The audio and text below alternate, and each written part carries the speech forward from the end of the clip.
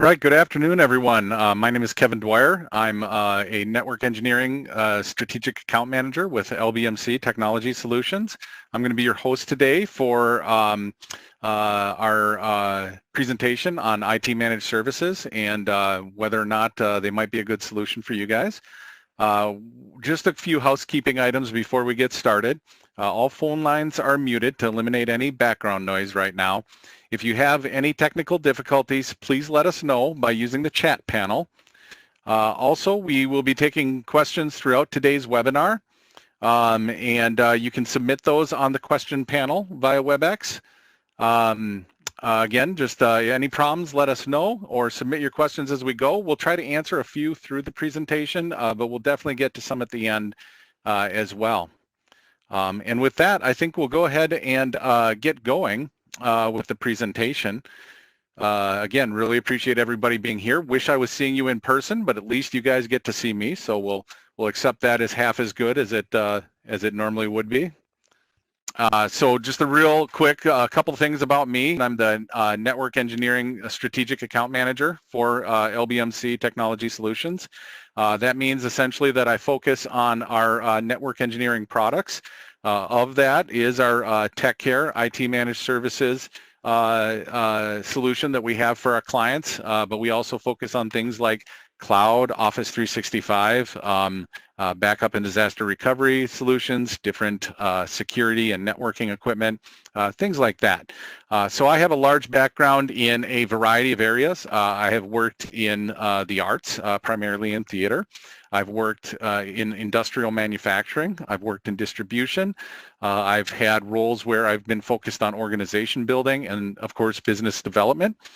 So a pretty broad background. But for the last 7 years, I've been focused on network engineering and IT managed services. It's something that, despite my broad background, I found pretty interesting and, you know, something that was always changing, always evolving. So it was very much something that I enjoyed. And I've stuck with it, obviously. Also, as I mentioned here, just a little personal information. I have 3 girls. They're all wonderful. I enjoy being the dad of girls. And 2 of them are 5-year-old twins. They go to kindergarten in the fall, hopefully, fingers crossed, COVID-19. And we hope to have, you know, my wife's very happy for a little sanity to come to her life at that time. So we're going to go ahead now and do a sponsor video. And it's just a 2-minute video. After that, we're going to go into we'll look at our agenda real quick. We reviewed it a little bit, but then we'll go into our presentation and really get things rolling here. So our sponsor for this particular presentation is Integrity Data. This is a little presentation about their payroll solution. So enjoy the video.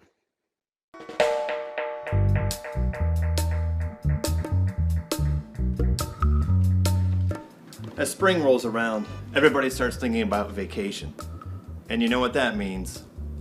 All the questions. Do you know it's supposed to be 70 degrees tomorrow? I don't know what my sick balance is, but I'm coming down with the sunshine flu. I wish I could take some time off. I think my balance is wrong.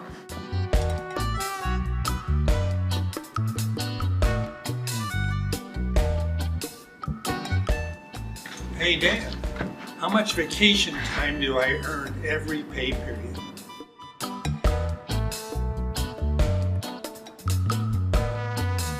Contact Integrity Data to learn how we can help you manage your employees' paid time off.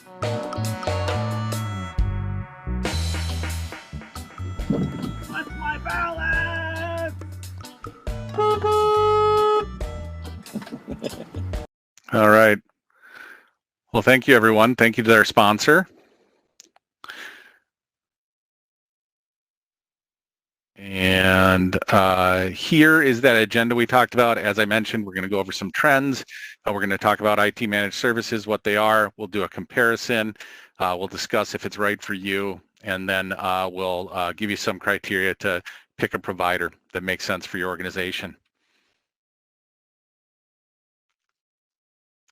All right, so 2020, well, who knows, some of these trends, I tried to pick trends that I thought would still be consistent despite the upheaval that we've had in our year.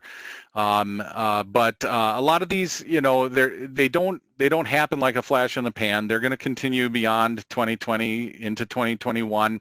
The bottom example here about cloud has been a trend in IT and technology for easily the last 10 years.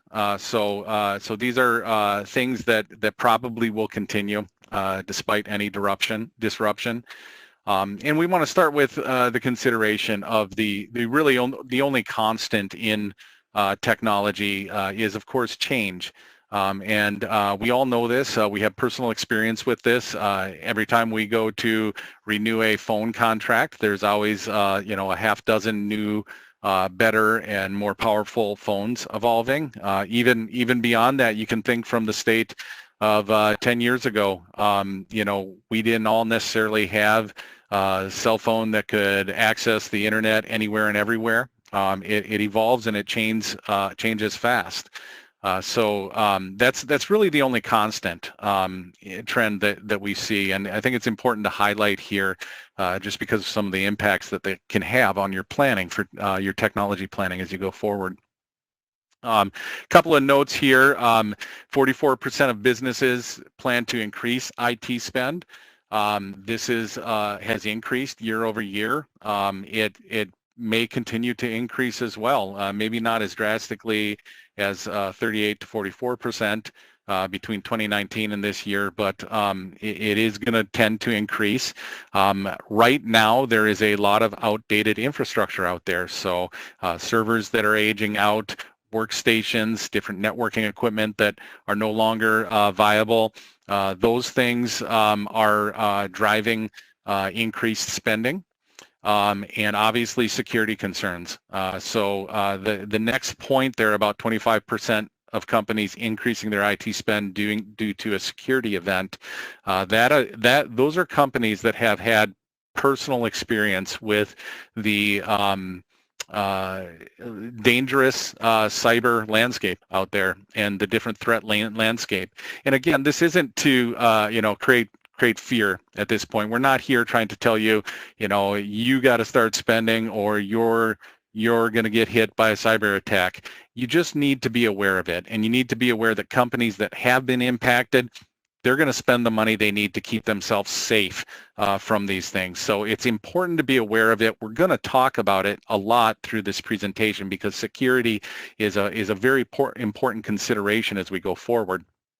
But again, we don't want this at any point to be any sort of kind of fear mongering for you where you just feel overwhelmed and feel like you can't take steps to protect yourself and your organization as you go forward. So it's something very much to be aware of. And those threats out there evolve equally as fast as the technology. Cyber criminals are getting more savvy. You're not going to get your typical Nigerian prince, communication anymore that has broken English and is very transparent to see through, even for people who aren't as savvy. You're going to get different types of cyber attacks and phishing attempts that look very realistic and that may even look like they come from people or people in your organization. So again, it's an evolving landscape, and that impacts how you want to look at your IT planning as you go forward. This is an interesting tidbit. Again, it's just the big picture being considered in here, but data is growing, and I just was really struck by this number that the data in the world doubles every 20 months. And this is because of things like the Internet of Things. This is because of Fitbits, cell phones, different communications. There is so much data out there. We all know that between Google and Facebook and any of the other services that we use on a regular basis, they're gathering a lot of information, and that data is just huge. And that becomes important as you consider things like analytics, right? So, data is big, it's available, and the tools to interpret that and put that in ways that can be useful to businesses at any level. You know, it's not just large enterprises that are looking and scanning large amounts of data, that are providing analytics to understand their business and understand how their decisions impact that long-term business. It's becoming more and more available to everyone. And then, of course, I mentioned this earlier, but cloud is still a very important trend. As we go forward. It's continuing to evolve. We've probably all considered it at the level of you know, cloud infrastructure, where you just might operate some servers or other networking equipment in the cloud, but it's getting more powerful than that. They're starting to be able to offer different things like, you know, SQL as a service, as opposed to running SQL on a server in the cloud. You know, there's different, again, big data and analytics available, different tools that are available through some of these cloud offerings that, again, are very powerful computing solutions that are available to everyone, really. I mean, these are things that large enterprises used to be the only people who could afford that, or the only people who could achieve some of these goals with these powerful computing solutions. But now it's available for a simple monthly usage cost to just about anyone. You know, there's still obviously a cost involved, but you don't have to shell out the money to build your own data center and a large amount of servers and compute power to get very powerful tools into your hands at any level. And again, that's an important trend going forward. And why do these things matter? I mean, it's great to hear about these trends and what might be happening and where things are going, but you know, they gotta have relevance for you. So some of these things are more important than others, but really some of the messages I want to get across here today is that, you know, IT, you can't just look at it as something extraneous to your business. It really needs to be integrated and part of your business and your business strategy. If you look further down about successful businesses aligning IT strategy with business strategy, this is very, very important to try to shift this mindset as you go forward and look forward into the future and you're planning for your business. If you are not involving IT in your business decisions, if you're not considering the impact, and not just the impact on IT or the organization, but how IT can support those successes going forward, you're not really taking advantage of what's available to you. So a good IT strategy supports and aligns with and furthers the success of your business strategy. It doesn't matter what you're trying to accomplish out there with your different business initiatives. It's virtually impossible to ignore technology as a component of that. And again, good, sound, successful IT strategy is going to support all those business strategies going forward. So this is a large takeaway that I want you to have from our presentation today, and part of it, you know, this is at a high level, but part of what you're going to learn is what goes underneath that and what you should be considering underneath that. And it comes down to, and we'll see this a little bit later, it comes down to what to look for if you're looking for a managed services provider, because you want to be able to have a partner that is going to be able to work with you and provide this support that you need for the success of your business. So again, you can't view it as something extra, and you really do need it to align with your IT strategy. Other things that are important when you're looking at these trends. So it's hard to keep up with all of this. You don't need to chase the latest technology. You could spend all of your revenue going after the latest and the greatest. You could spend all of your revenue getting all of your systems perfectly up to date and as optimized and perfect as they could ever be, but you don't really need to do that. What you need to do is be aware of these, be aware of where they impact you as an organization and a business, and be able to pick and choose and find those pieces of technology that really are going to enhance and contribute to the success of your business. So again, that's why we talk about these trends, because we want to consider the big picture as we give advice or as we work with you in a partner type situation. Technology, of course, can equal a competitive advantage, and you may not be chasing that particular technology, but if you're not, your competition may be doing it. So it's very important to think of that. And this last point was one that was very interesting to me, this idea of the democratization of technology. So we talked about cloud. I have been working with cloud for 7 years. That's about the time that Microsoft, with their Azure cloud, really started to get out there and start delivering those services to the public.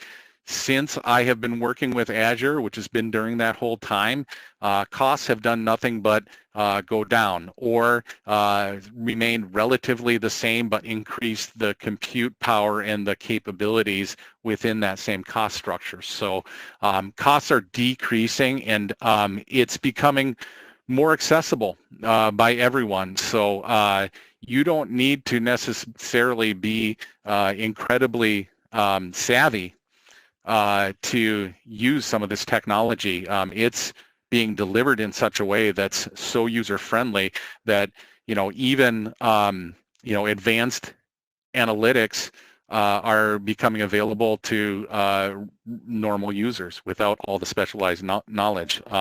You can think of things like AI. There are AI capabilities, artificial intelligence, that that you can use today that are amazing, that you never could have had access to, and they're at a cost that can be affordable. So this democratization of technology is very important to what's going to be available to your business both now and going into the future. All right. Oh, hey, I forgot because of our rough beginning, I did forget we do have a poll question that we wanted to ask out of the gate. It's just going to help me inform my communications with you. Yeah, thank you, Tyler, for putting that up on the screen. As you can see, this is just about how you're currently handling your IT services.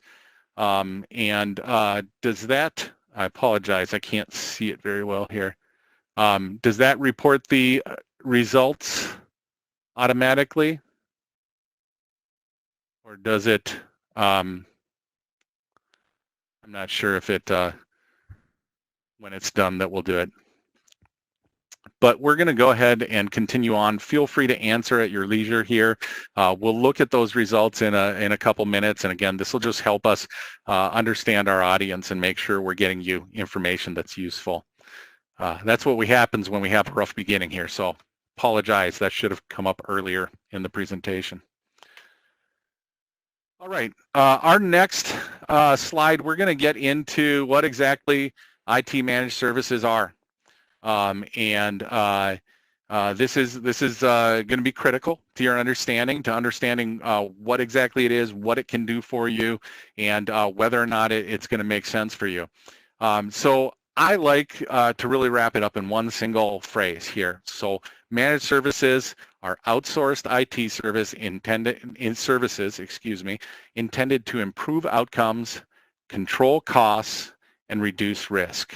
Okay, so those are going to be real important factors to look at as we continue on in our presentation, and we'll address them going forward to see, where and how they do this. So again, I want to emphasize that: improve outcomes, control costs, and reduce risk. Okay, your managed services provider is essentially going to be your IT team. Instead of doing that in-house, instead of investing in employees, instead of investing in internal infrastructure to run, manage, and coordinate your own IT systems effectively. You would essentially work with a provider who would be able to come in and provide some of these services that are relevant for you here. And we list these typical services here for you. The key that you'll see in most managed services providers, and sometimes those are called MSPs, so you'll hear me say that. I don't want to confuse anybody with that. So managed service provider is MSP. Every managed services provider is going to be different, and they're going to provide different services. Most of them will provide some form of service in these areas that I'm highlighting, but you might have some that just focus on help desk. You might have some that just focus on security. You might have some that just focus on cloud, but most of the traditional, I'll say, managed services providers will cover a lot of these things. So starting at the top here, this is really the core that you'll get from almost every provider. It's going to include maintenance, monitoring, and help desk. So this is focused on your current infrastructure. That's going to be your servers. That's going to be your networking equipment, which is going to be firewalls. It's going to be switches, routers. It could be workstations, so that can be a laptop or a desktop. Could be a thin client. All these different services, most people are going to deploy tools to monitor these pieces of equipment. That helps them understand what's going on with your systems. You know, how old are they? Is their operating system out of date? You know, are they creating alerts and issues? The monitoring services will alert your managed services provider typically as to whether or not there is a problem. If it doesn't, and it's a problem you notice, you would submit a ticket to them. They would solve the problem. You work with them through their help desk solution. Maintenance is a very important part of that. Well-maintained systems are a key part of the benefits of managed services, and we'll get to that in a little bit to talk about that. But at the core, the services that they're offering here are maintenance, monitoring, and help desk. This is going to be on most solutions that you get from a managed services provider. A lot of other MSPs will also include backup and disaster recovery. This can be a variety of different solutions, and they're not all equal. So typical backup is going to be backup of your data, your line of business applications, and whatever else might be on your server. Some providers will also include backup of workstations. This can be everything from file level backup to a full imaged backup of your workstation. You can also back up other applications. For example, Microsoft Office 365, now called Microsoft 365,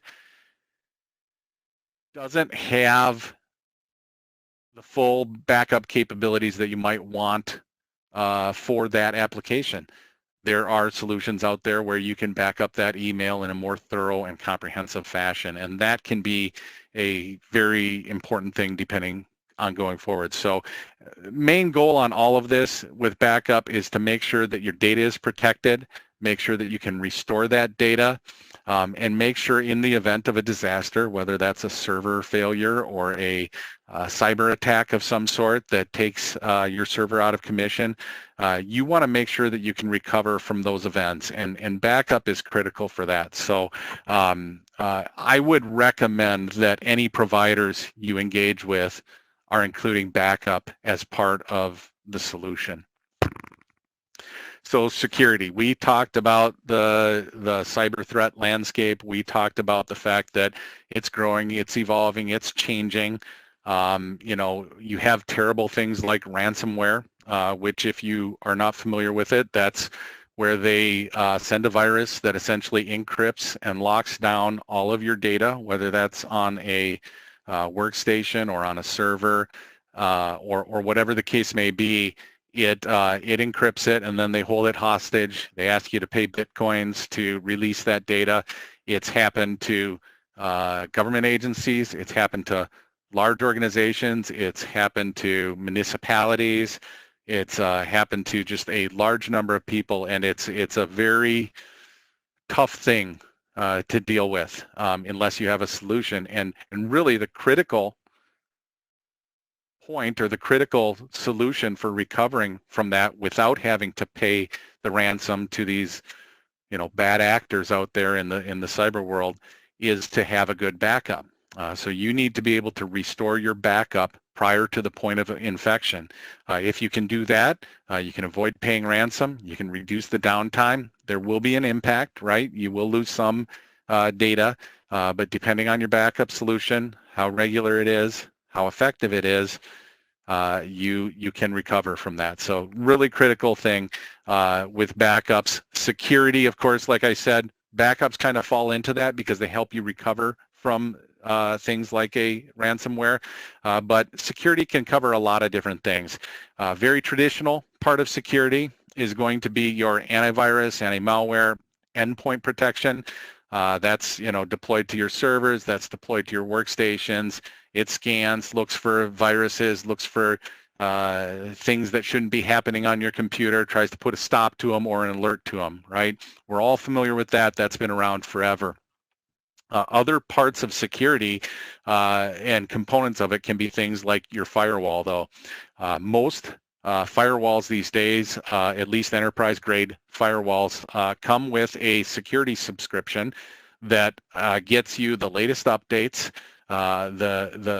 you know, so that you can handle any cyber threat as they change and evolve. If there's a zero-day exploit, if there's other different types of attacks, avenues of attack that are commonly happening, your firewall is going to help you address that. So it's a key component of your security system. Firewalls also can do spam filtering and you know, prevent people from accessing illegitimate websites and things like that. So it's a very important part of your security solution.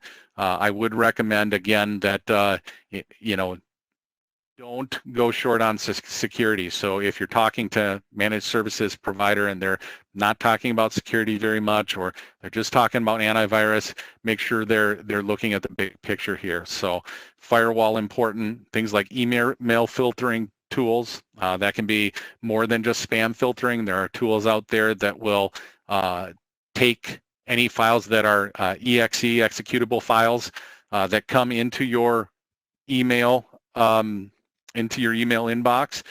They will open those in a sandbox environment where it can't infect you. They will see what they do.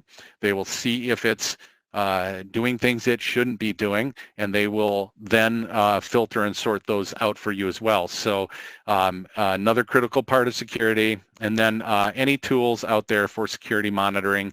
You know, there's other tools that you can have that will search for other things that are happening potentially on your account. You know, intrusion detection and prevention tools out there that can not only recognize when you're under a attack or having a cyber attack perpetrated on you, but they can also prevent that. So detecting it and preventing it can be very important. Another component that's pretty common in managed services can be cloud services. So we talk about cloud quite a bit in general terms. To sum it up and make it simple for you, cloud is just somebody else's computer somewhere else. So it's not up in the sky. It's not in the ether. It's a data center. Oftentimes owned by large corporations like Microsoft or Amazon. So those are the two big ones out there, Amazon Web Services or AWS or Microsoft Azure. And they create data centers that are distributed throughout geographic locations. And all it is that your servers would run on those data centers, in those data centers somewhere else. It's a great solution. There are things like physical security around these data centers that is beyond anything you could do for your own server or data center that you might have at your business location. There are large, fancy algorithms running constantly that are looking for security threats. They have, honestly, what they do is they build these solutions out with security in mind from the beginning, and they take the attitude that, this will be compromised at some point, and it's not that you try to prevent that. You do try to prevent it being compromised, but how do you react when it happens? So they're thinking of solutions and making sure that if the worst happens, they're minimizing the impact. And so with this security first mindset as they develop cloud, it's really, I know it seems mysterious, but it's safer than anything that you could ever do in your own data center. So at least without quite a bit of cost. So that's still a very important component. Other cloud services that you can think about would be like Microsoft Office 365. If they can provide services around that oftentimes. And then the thing that really brings it all together with these services is just management of all these services and doing it in a way that that meets your IT needs. We talked a little bit about IT strategy. We talked a little bit about making sure your IT is supporting your business, and that's where the management aspect comes in, and the whole managed services. And it really is where managed services providers, as we talk about this, you'll see, differentiate themselves from other providers going forward. I'm not sure where we're looking at on the poll. Oh, okay, we do have the poll here. Looks like most of you are doing in-house IT staff. Okay, that certainly helps. All right, so with that, I am going to take a brief pause here and just open it up to if any questions have come in. So Tyler or Bailey, I don't know if we've received any at this time. None yet. Okay, great. We'll continue on then. Appreciate everybody hanging in there.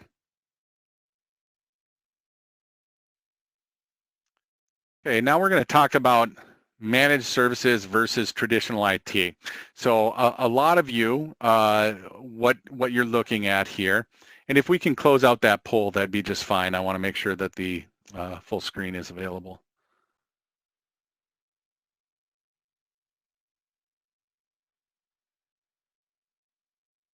Okay. So most of you who have on-site or have in-house IT resources are actually in a very traditional IT delivery model. Other ways is you can interact with a managed services provider or an IT provider, I should really say, to distinguish in what they call a break-fix model, right? So break-fix is like, hey, we got a problem, you call them up, they come in and fix it, it costs what it costs. It could be a huge amount, it could be a low amount. It's really hard to say. You just don't know because you can't plan or predict for it as well. But if you remember when we were talking about managed services, we talked about those three aspects. We talked about improved outcomes, we talked about cost control, and we talked about reduced risk. So this is kind of the realm that we're going to look at these things in when we're comparing managed services with traditional IT. In this situation, I want to start out with that first phrase about the most neglected IT task being updates, patching, and maintenance. It's because these take time. It's because they're boring. It's because if you have something that's critical that you're responding to, this does not have the same urgency, right? If you do this, though, if you neglect these tasks, you are at greater risk to cyber threat because those patches and updates are protecting you from vulnerabilities in the software that you're using and the operating systems. If you are not doing this, your machines are not running at the best performance level that they can, and you're at greater risk for failure. So this is a key component, and I highlight this because under that traditional IT model, it does not get the urgency that it needs. When you work with a managed services provider, this is typically built into how they deliver services. If it's not, do not work with them, because this is a key part of what makes managed services successful. And again, right underneath that, a well-maintained network equals less downtime, which means more productivity out of your team. Things are not going to run slow. If it runs slow, your team is not being as productive. If there's a vulnerability and a cyber attack occurs, you're going to have more downtime and you're going to have less productivity. So these are very key things. It is more likely that a managed services provider is going to follow ITIL standards and best practices. So best practices are just generally accepted beliefs on the right way to do things with technology. It's how most IT professionals are trained, is to follow best practices. ITIL is just a standard that's focused on aligning your IT services with the needs of the business. ITIL used to stand for really Information Technology Infrastructure Library, but what it is just a standard that aligns your IT with the needs of the business. And it's important to use that approach when working with a business, because we've talked about it before, the strategy and everything in your IT services should support your business and your business goals. If they're not aligned with it, if the company doesn't know what ITIL is, that's a concern, something you want to work with. Now, it's not to say traditional IT is not using ITIL standards or following best practices, but it's more likely that an MSP will do that. So the managed services managed services model provides access to a team of certified IT resources with a broad range of capabilities and specialized skills. Why is this important to you? If you're a small to mid-sized business, you do not have unlimited amount of money to spend on employees. Any business's largest cost is in people. If you hire an IT professional, you're going to be spending between $80,000 and $120,000 just in wages per year. That's a pretty significant investment. If you have multiple IT resources on your team, it adds up. It adds up pretty quick. No matter what, no matter if you buy the most qualified person you can find at $150,000, $200,000 a year because of their skill set, you are never going to be able to equal what a team of people from a managed services provider have for skill sets, capabilities, certifications, anything along those lines. So this is another thing that differentiates managed service providers, is you have access to this entire team. And then a good MSP will also be providing you with strategic insights and helping with planning for your technology decisions. So you are not necessarily an expert on what's needed if you're changing a line of business application like your ERP solution. Your IT provider, your managed services provider should be able to help you make sure that you have the infrastructure to support that there's not other requirements, that there's no risks that you're unaware of with it. And that strategic insight is critical to the success of your business. So you really want to look for that when you're looking for a managed services provider, and you do not always get that depending on who you've been able to hire for your team and where they're at and what level they're at. You don't always get that from a traditional IT solution. Next item here on cost control. This is really one of the key things why people look at managed services. You can save quite a bit of money by moving to this model. And I look at that, we talked about, an IT, even a level 1 IT resource that you may hire at a minimum might be $60,000 annually in wages. That again is more commonly between 80 and 120,000. That's a very large cost investment, and that's just wages. That's not the other costs of having a full-time employee. So it's something to think about. And when you look at managed services, you have more control over these costs than you might in a kind of unpredictable break-fix solution. So we know it, updated, I mentioned it earlier, patched and well-maintained systems cost less, right? They run better, they create less issues, they have less problems and errors, and they run faster. So it's an important thing if you're doing those patching, updating tasks, and managed services providers generally have ways to automate that and make that a very efficient and successful process. You're going to have a better outcome with your systems. You also then end up with a predictable monthly IT cost. The difference in managed IT services is traditionally it's a flat monthly fee for all the services that are included under the umbrella. It's predictable. It's the same every month. If you have an outage, if you have a a failure of your server, those support issues are handled under that umbrella, and you don't see that spike in costs that you would normally see on traditional models. So it's nice to have that predictability. Your financial people will love that, and they can plan for it. They know what it's going to be. You will also have the ability, because you have a provider who's understanding your systems, who's helping with planning and budgeting, they're going to be able to look at your systems and say, hey, these servers are aging. We need to upgrade these in the next 6 months.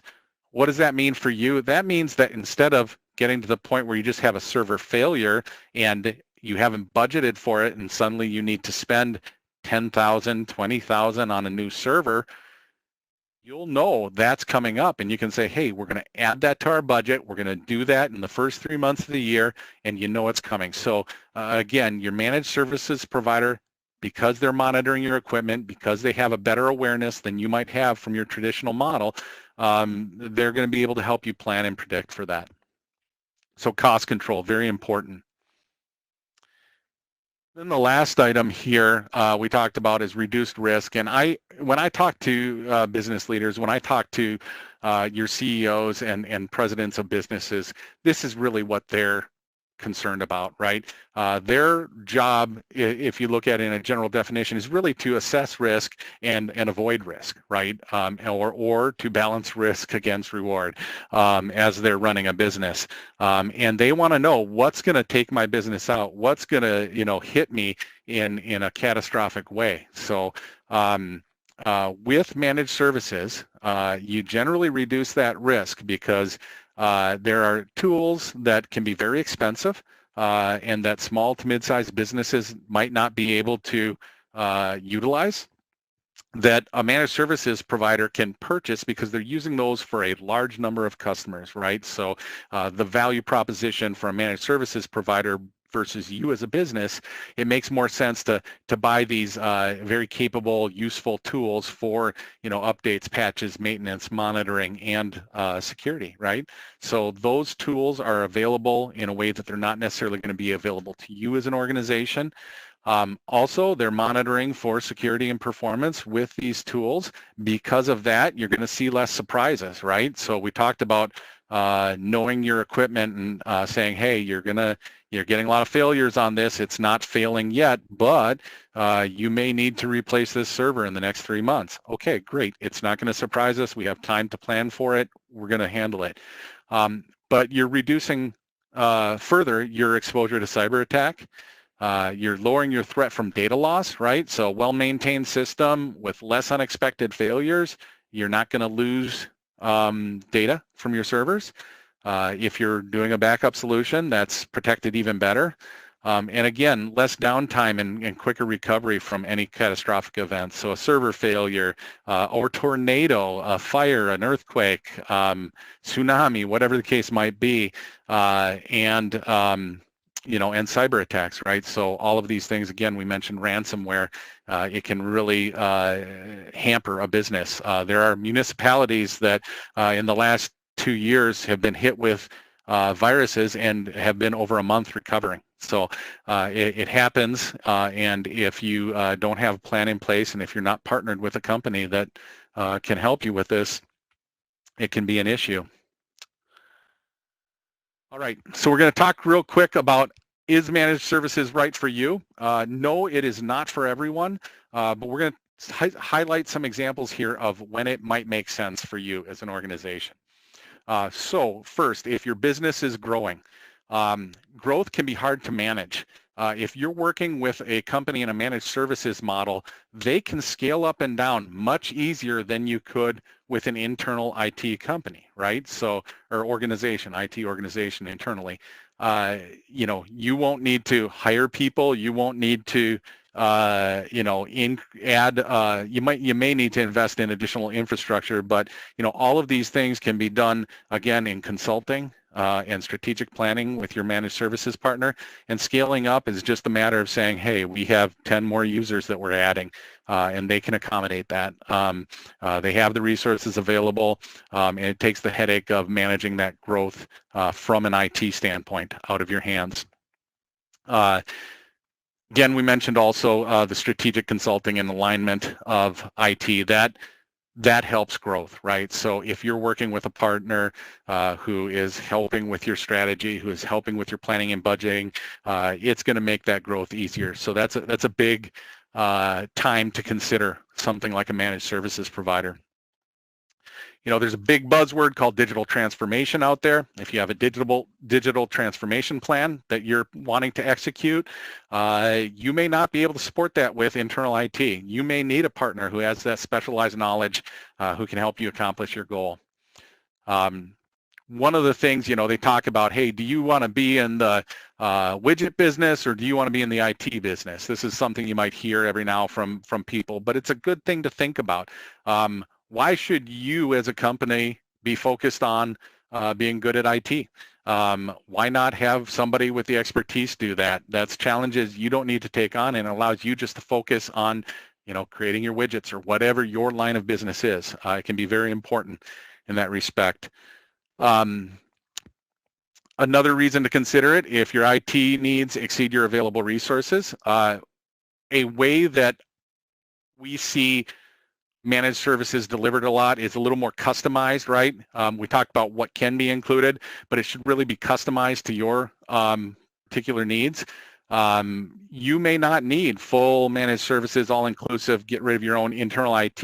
You may just want to free them up. So maybe you're just engaging with a managed services provider to do the monitoring, updating, and maintenance, and it gives you somebody you can escalate to if your own internal IT resources can't solve the problem. So there's flexibility with good managed services providers that can help you and kind of provide additional resources and capabilities to you that you wouldn't normally have access to.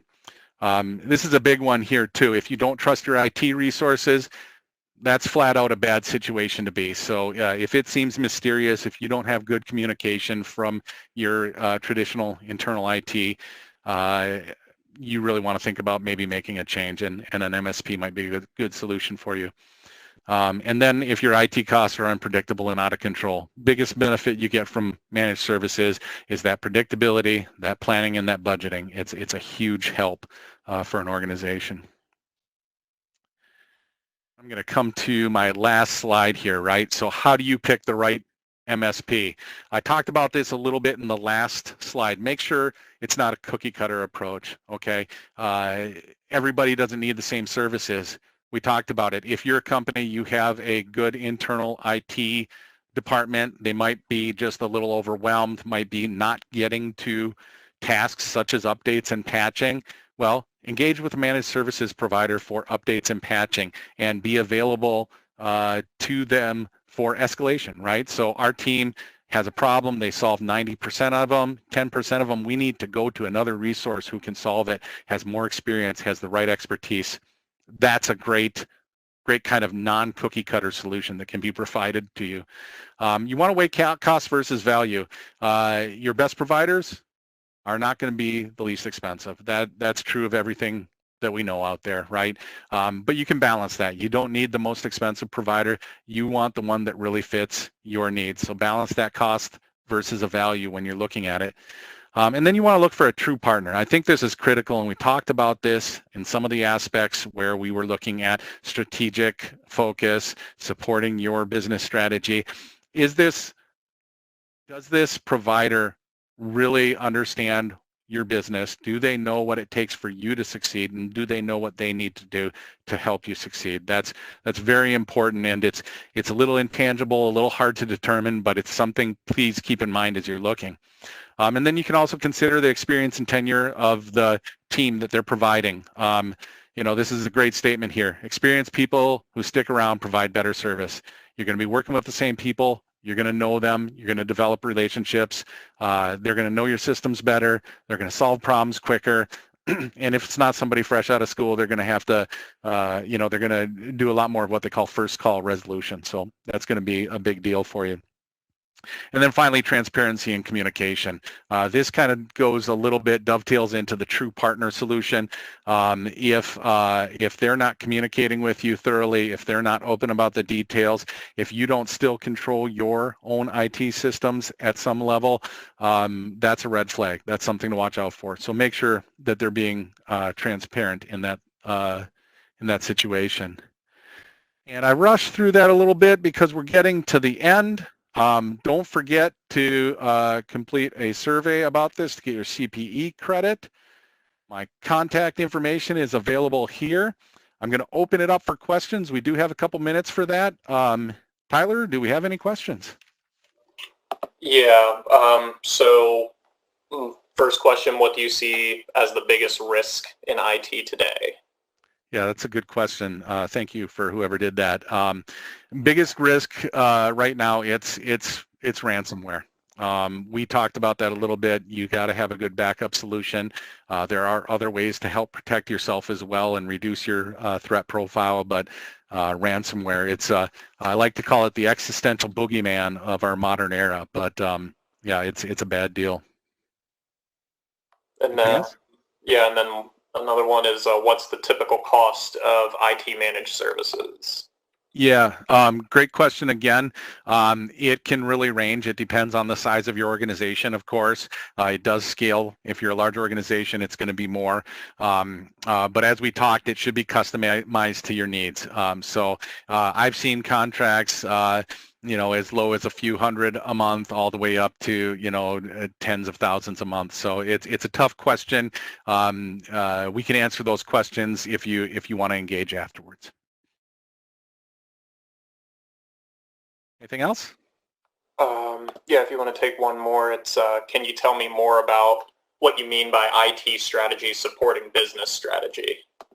Yeah, and hopefully I haven't belabored that too much. You know, you really need to have IT with a seat at the table, and ideally this is coming from somebody at a CIO level. You may have that within your own organization. If you engage with an MSP, it doesn't mean you're eliminating that role. It just means that your MSP is working with and for that CIO or CTO. That level of consulting, you need somebody there inserting that viewpoint into your strategy development. So any business initiative you have out there, if you're not having that person involved, if you're not looking at how they support things or how they can support things, really it's you're going to have worse outcomes. So by getting IT strategy involved, sorry about that. That's my timer going off. Oh, sorry. Apparently I'm at time. I cut myself off. But if you don't have that, you're going to have worse outcomes. If you get it aligned, it's going to improve your success of your business initiatives. All right. Well, I want to thank everybody for joining me here today. I thank you very much for your time. Feel free to reach out if you have further questions. I'm happy to dig down or discuss further any of these concerns. Thank you.